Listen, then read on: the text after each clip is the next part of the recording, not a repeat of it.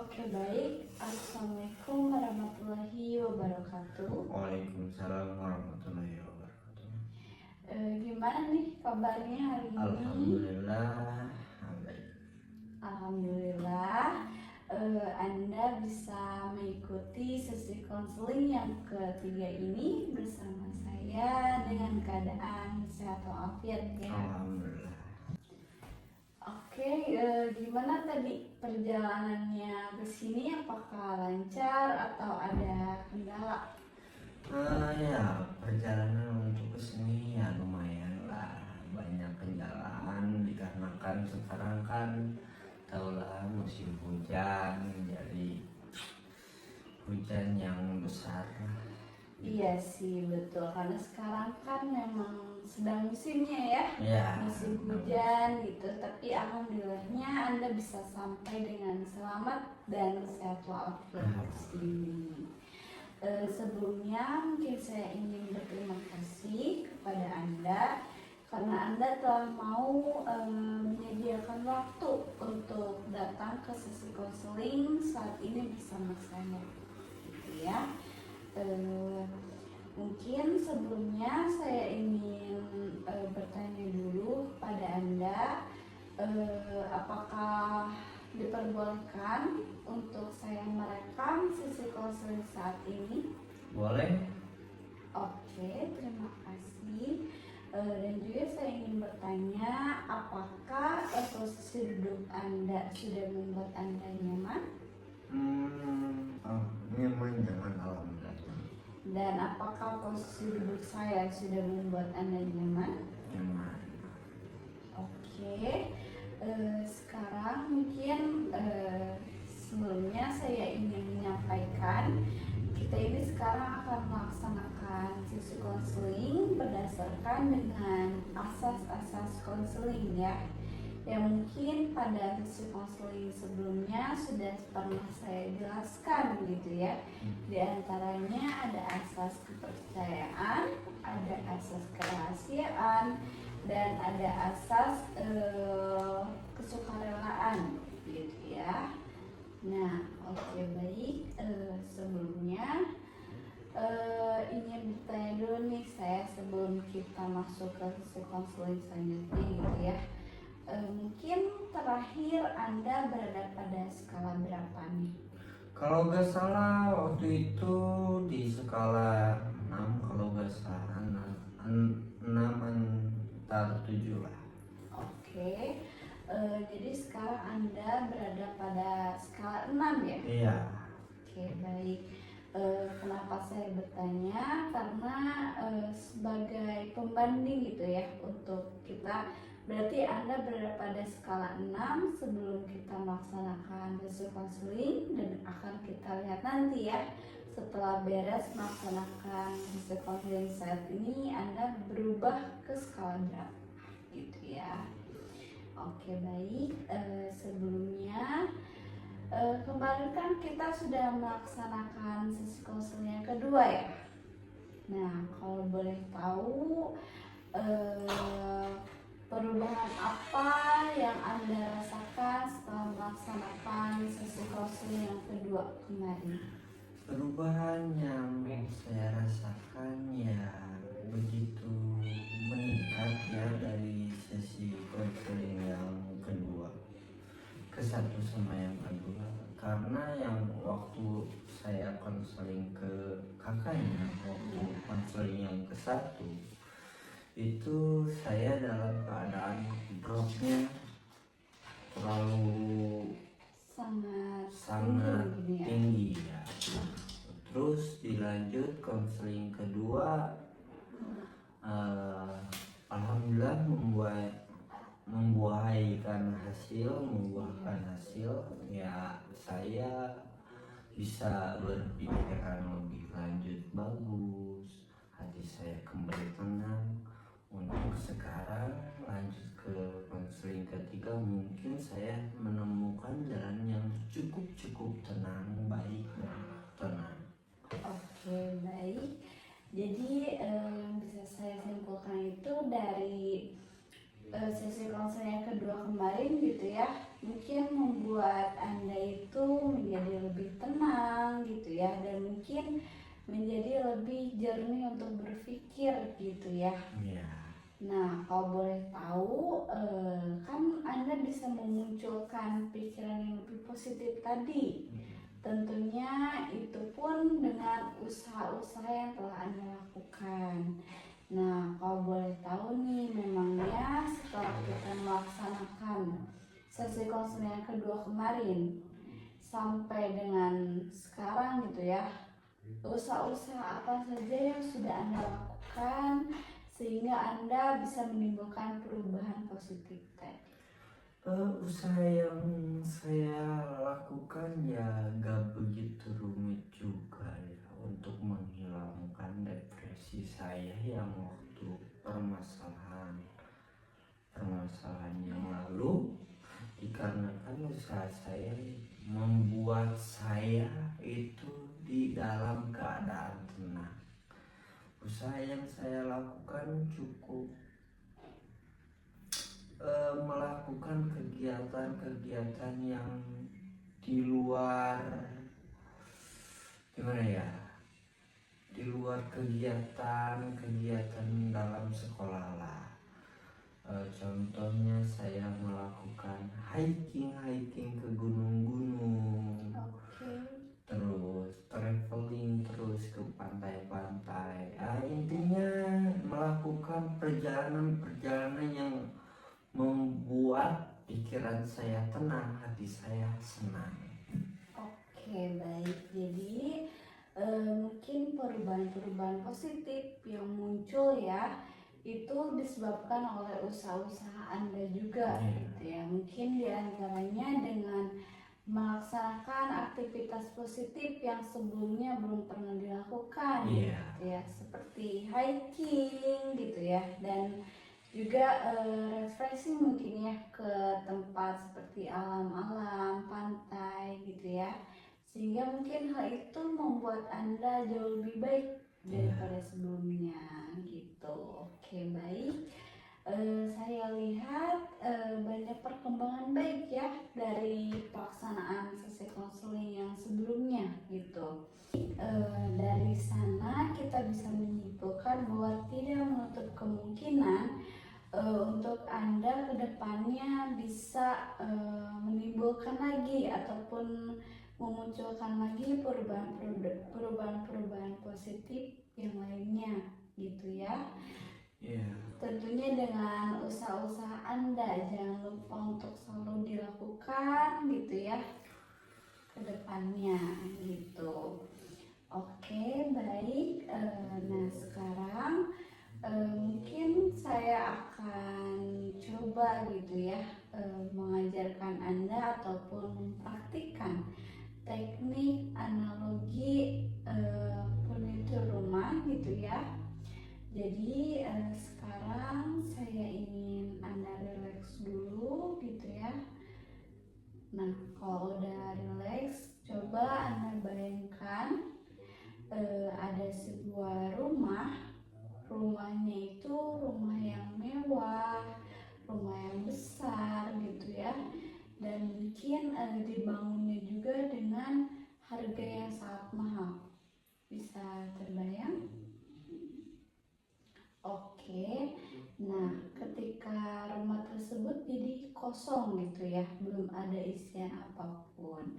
Nah, sekarang saya akan mencoba mengisi rumah mewah tadi itu dengan furnitur ataupun barang-barang rumah yang bisa dibilang itu sangat murah, barang bekas gitu ya, dan mungkin bisa saja saya isi rumah mewah tadi dengan barang-barang yang sudah rusak gitu ya. Nah, menurut Anda, ketika rumah mewah tadi gitu ya, rumah yang dibangun dengan harga yang sangat mahal tadi, jika diisi dengan barang-barang bekas gitu ya, ataupun barang-barang murah, apakah mengurangi sisi mahal rumah tadi? Untuk menurut saya ya, ketika rumah mewah itu diisi dengan barang-barang bekas atau barang murah, barang-barang yang bisa dikatakan murah ya, gak menutup kemungkinan kemewahan itu tertutupi oleh barang-barang itu. Oke, jadi menurut Anda meskipun tadi rumah mewah itu diisi dengan barang-barang murah, tidak tidak menutup harga mahal Iya, tadi gitu. tidak menutup Keistimewaan keistimewaan gitu ya. atau keeleganan Keeleganan gitu ya Iya. dari rumah yang tadi gitu. Nah, kalau boleh tahu Anda berbicara seperti itu alasannya apa? Dikarenakan rumah itu mewah, kepandang mewah bukan karena isinya, tapi oleh struktur bangunannya, kualitasnya, dengan harganya. Bisa dicontohkan dengan emas. Kalau emas, kita beli emas dilempar ke kotoran, nah apakah itu tetap berharga? Ya, menurut saya gitu. Bisa samakan dengan itu. Oke, baik. Kelihatannya Anda sudah mulai mengerti sendiri gitu ya. Jadi ketika Anda tadi berbicara bahwa barang-barang bekas tadi tidak mempengaruhi mungkin harga dari keistimewaan rumah mewah tadi gitu ya. Nah, kalau boleh saya ingin katakan pada Anda, sekarang coba bayangkan bahwa rumah mewah tadi itu adalah Anda gitu ya. Bisa dibayangkan? Dan barang-barang bekas tadi yang diisi ataupun furnitur rumah tadi yang diisi ke dalam rumah tersebut adalah pengalaman buruk Anda, sikap buruk Anda, dan juga semua hal yang mungkin menurut Anda kurang baik yang terjadi dalam hidup Anda. Apakah bisa bayangkan? Oke, jika sudah terbayang, apakah pengalaman-pengalaman buruk Anda yang pernah terjadi di dalam hidup Anda ataupun mungkin suatu hal yang tidak bisa Anda lupakan gitu ya, suatu kejadian yang menurut Anda itu buruk dalam hidup Anda akan merusak sisi baik dari diri Anda ataupun harga mahal dari diri Anda gitu. Menurut saya tidak akan merusak, dikarenakan luar saya begitu tampil pasti akan mengeluarkan hal-hal yang baik, biar pandangan orang itu kepada kita serasa membuat orang lain nyaman. Jadi saya itu tidak membawakan masalah saya keluar ekspresi saya. Jadi tidak akan mengeluarkan. Jadi saya pasti akan membayangkan, bukan membayangkan lagi ya, pasti akan saya lakukan ketika berhadapan dengan orang lain, pasti akan mengeluarkan ekspresi atau mimik wajah yang begitu ceria, biar keeleganan saya atau keistimewaan saya ya begitu keluar. Tapi ketika orang lain itu berusaha memasuki ke diri kita, nah mereka akan tahu bahwa sisi kelam saya bagaimana. Oke, baik. Tapi dari sana menurut Anda apakah hal negatif nih yang pernah terjadi dalam hidup Anda itu mengubah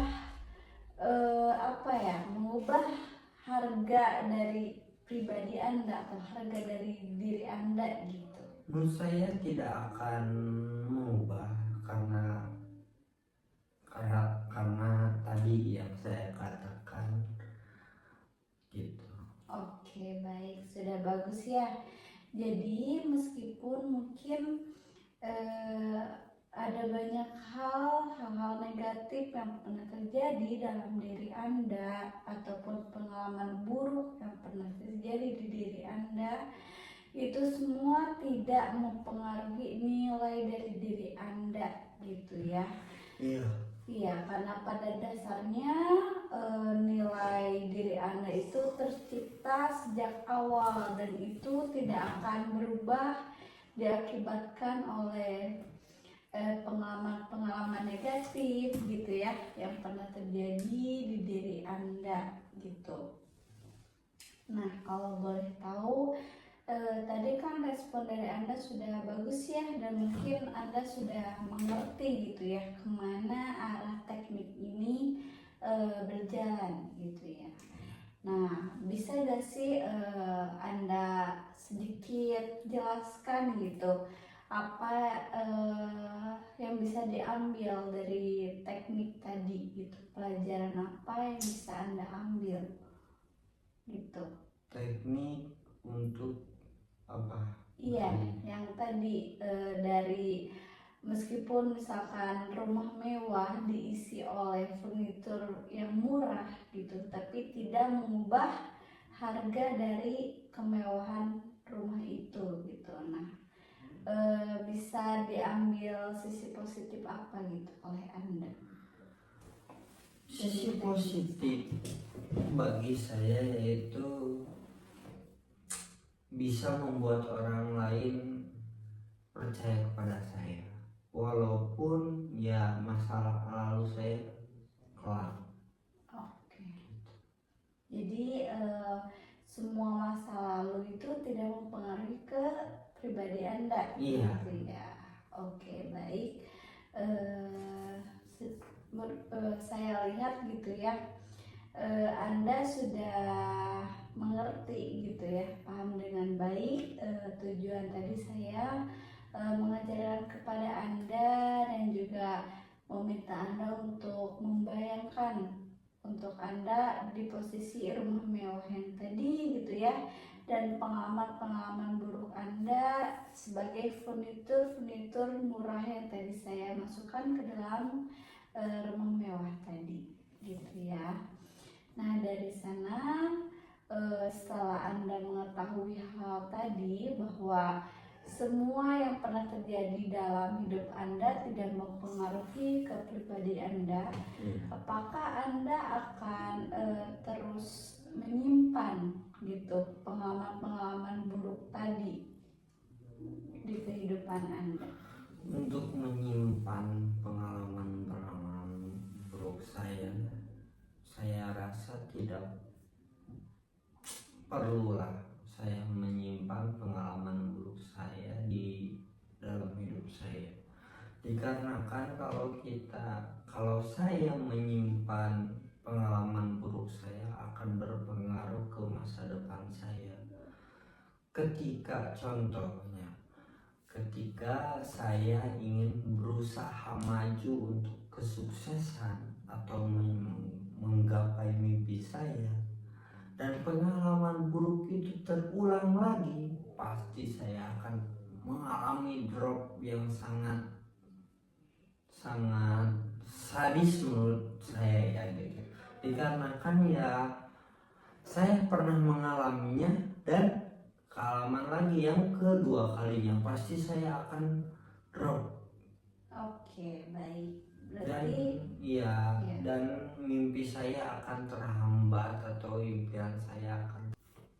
Oke, baik. Saya lihat Anda sangat paham ya dengan apa yang sudah kita pelajari tadi gitu ya, di sesi konseling tadi, dan juga Anda sangat sudah bisa baik gitu ya untuk mungkin berpikir ke depannya untuk melakukan hal apa sih gitu ya, dan untuk bersikap seperti apa. Nah, sebelum mungkin sesi konseling ini berakhir, saya ingin bertanya dulu, ada gak sih hal-hal yang ingin Anda tanyakan terlebih dahulu tentang konseling tadi atau apapun itu gitu? Untuk yang saya tanyakan mungkin ya, saya ingin mencari solusi biar saya lebih tenang lagi ke depannya dan bisa menggapai mimpi saya dengan nyaman ya. Gak ada hambatan untuk masalah-masalah yang ke belakang. Oke, baik. Mungkin untuk lebih ke tujuan ke sana nanti akan Anda rasakan itu dan Anda ketahui di sesi konseling yang selanjutnya gitu ya. Namun sebelumnya mungkin saya bisa juga menjawab pertanyaan Anda gitu ya. Bisa Anda perhatikan dan juga ingat bagaimana proses perubahan Anda dari sesi konseling yang pertama sampai ke sesi konseling yang tadi ketiga gitu ya. Kan di sana Anda telah melewati berbagai proses perubahan. Nah, bisa Anda ingat bahwa setiap perubahan yang Anda usahakan dan juga Anda lakukan sebelumnya itu membuahkan hasil yang baik kan? Iya. Hasil positif yang baik ke diri Anda. Nah, tugas Anda sekarang untuk Anda bisa mungkin mencapai cita-cita Anda dengan nyaman, dengan tenang gitu ya. Anda lakukan saja semua usaha-usaha yang sudah Anda lakukan sebelumnya. Itu Anda terapkan terus-menerus di kehidupan Anda sehingga hal-hal tersebut menjadi kebiasaan Anda gitu. Anda juga bisa berkomitmen melakukan perubahan-perubahan baik yang sebelumnya sudah Anda usahakan dan juga Anda lakukan. Nanti Anda akan terbiasa sehingga mungkin tidak perlu mengusahakannya lagi gitu karena hal itu sudah menjadi sudah menjadi kebiasaan Anda gitu. Mungkin lebih spesifiknya nanti di sesi konseling selanjutnya Anda akan mengerti juga gitu dan paham juga gitu. Oke, baik. Mungkin setelah kita melaksanakan sesi konseling ini ya yang ketiga, Anda kan sebelumnya berada pada skala 6 gitu ya. 6 atau 7. Iya, 6 atau 7. Namun yang seingat saya Anda sesi konseling sebelumnya itu pada skala 6 gitu ya. Nah, kalau boleh tahu setelah kita melaksanakan sesi konseling yang ketiga ini, Anda berada pada skala berapa? Untuk yang bisa saya rasakan ya, setelah melampaui beberapa sesi konseling kepada kakaknya, saya merasakan perubahan yang luar biasa walaupun belum perubahan di atas yang bisa membuat saya tenang, begitu tenang ya. Iya. Jadi saya mungkin bisa menyimpulkan dari awal kan saya membuat di angka 4. Iya. Angka 4 atau 5. Lalu kedua 6 atau 7 ya. Iya. Sekitar segitu. Mungkin untuk sesi yang sekarang saya rasakan ya di skala 8 mungkin. Skala 8. Iya, dikarenakan perubahan saya yang begitu signifikan ya. Iya. Ya bagus juga untuk diri saya ya, di semenjak saya melakukan konseling ini itu banyak hal-hal yang membuat membuat saya berpikir lebih tenang, berpikir lebih nyaman gitu. Gak ada hambatan-hambatan dengan masa lalu saya gitu, walaupun belum semuanya clear ya, Iya. belum semuanya clear. Wah, tapi kan itu cuma tahapan doang ya. Jadi saya akan berusaha untuk membuat diri saya begitu tenang, walaupun belum merasa tenang ya bagi saya. Tapi saya masih berusaha melakukan hal-hal yang membuat tenang, pikiran saya jernih. Ya gitu, contohnya tadi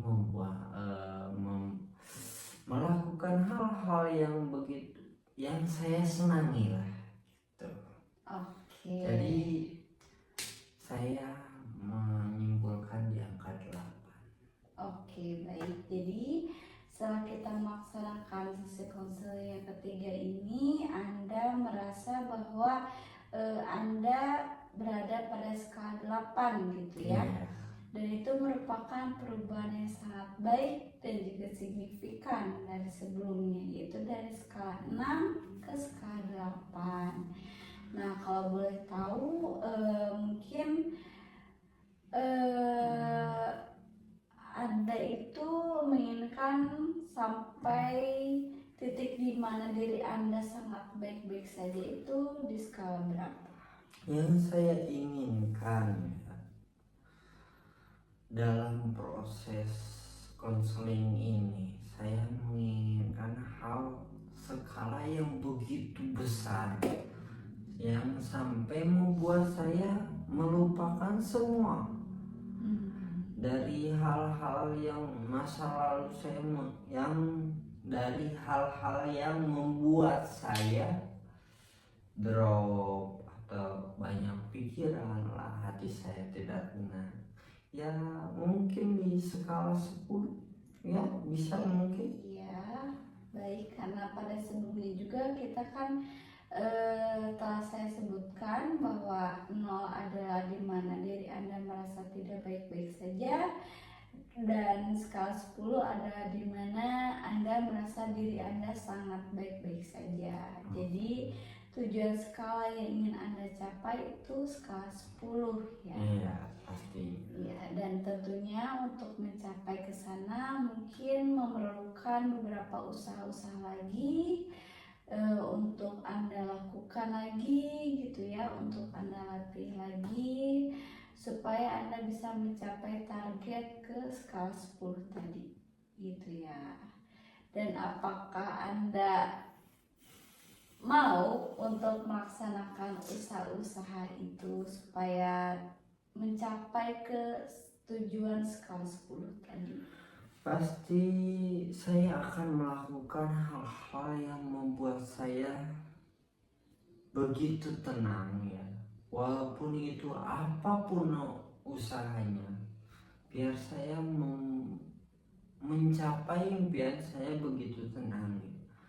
Biar impian saya digapai dengan mudah lah, tidak ada pikiran apapun.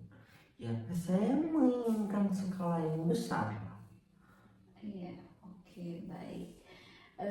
Bisa saya lihat bahwa Anda sangat banyak perubahan-perubahan baik gitu ya saat kita melaksanakan beberapa sesi konseling ini, dan saya rasa mungkin sesi konseling ini kita sudah cukup gitu ya sampai sekarang, dan juga saya harap setelah kita melaksanakan sesi konseling yang ketiga ini, Anda tetap melakukan latihan-latihan di rumah gitu ya, latihan-latihan di mana mungkin teknik-teknik yang sudah saya praktikkan, sudah saya jelaskan, Anda coba latih terus di rumah gitu ya. Dan akan saya lihat perubahan-perubahan positif lainnya di sesi konseling selanjutnya. Oke. Ya. Oke, mungkin sesi konseling yang ketiga ini saya rasa sudah cukup gitu ya. Mohon maaf mungkin apabila saya memiliki kesalahan tadi waktu praktik gitu ya. waktu melaksanakan sesi konseling. Dan mungkin semoga banyak lagi perubahan-perubahan positif yang bisa Anda munculkan, yang bisa Anda buktikan gitu ya di sesi konseling selanjutnya gitu ya. Sebelumnya terima kasih mungkin ya. Saya akhiri saja. Wassalamualaikum warahmatullahi wabarakatuh. Waalaikumsalam warahmatullahi